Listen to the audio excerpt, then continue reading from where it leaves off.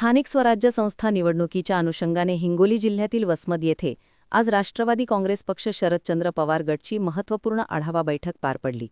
माजी राज्यमंत्री जयप्रकाशजी दांडेगावकर यांच्या मार्गदर्शनाखाली ही बैठक वर्धमान मंगल कार्यालयात आयोजित करण्यात आली होती। वसमत तालुका आणि जिल्हा परिषद व पंचायत समितीच्या सार्वत्रिक निवडणुकीच्या पार्श्वभूमीवर राष्ट्रवादी काँग्रेस पार्टी शरदचंद्र पवार गटने आपली रणनीती निश्चित करण्यासाठी ही बैठक घेतली। यावेळी माजी राज्यमंत्री जयप्रकाश दांडेगावकर यांनी उपस्थित पदाधिकारी आणि कार्यकर्त्यांना मार्गदर्शन केले।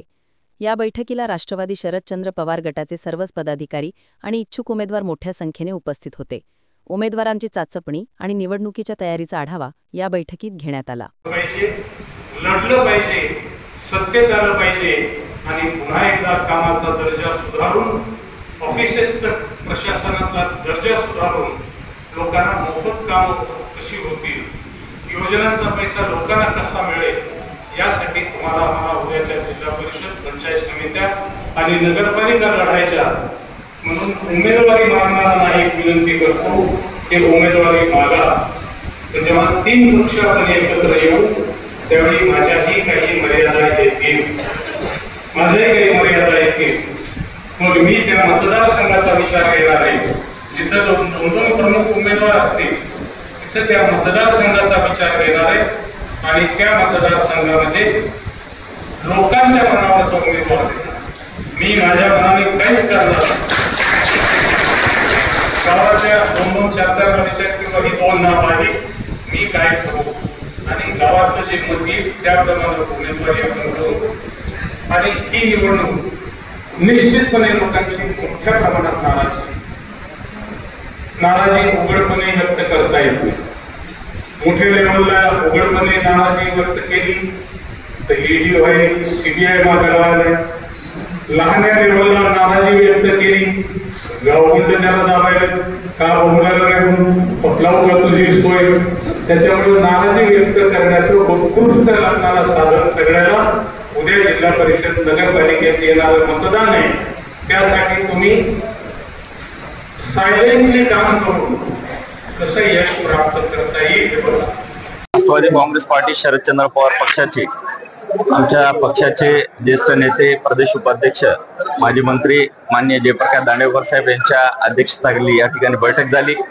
सर्व कार्यकर्त्यांची इच्छा होती की साहेब आपल्याला काँग्रेस आणि शिवसेनेला उद्धव गट यांना सोबत घेऊन महाआघाडी करावी। पूर्वीच या ठिकाणी 19 ऑक्टोबरला महाविकास आघाडीच्या घटक पक्षांना निर्णय घेतलेला आहे की महाविकास आघाडीच्या समन्वयकपदी जिल्ह्याच्या माननीय जयप्रकाश दांडेगावकर साहेब यांची निवड केलेली आहे आणि येथे जिल्हा परिषदचे 52 सर्कल आहेत। कळमनुरी असेल, वसमत असेल, हिंगोली, औंढा आणि सेनगाव वसमत तालुक्याच्या ज्या पंचायत समिती आहेत, तिन्ही नगरपालिका जे हिंगोली, वसमत आणि कळमनुरी या तिन्ही नगरपालिकेमध्ये महाविकास आघाडीचं या ठिकाणी निवडणूक येथे जिल्हा परिषद, पंचायत समिती, नगरपालिकेची निवडणूक लढवणार आहे।